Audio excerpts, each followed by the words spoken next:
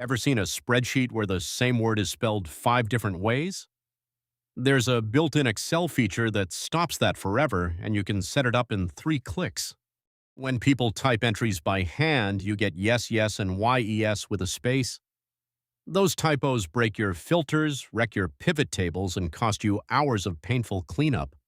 Here's our tracker with a status column. Click the first empty status cell, then head to the Data tab on the ribbon and click Data Validation right in the Data Tools group. In the dialog box, open the Allow menu and choose List. In the source box, type your options separated by commas like Not Started, In Progress Done, then click OK.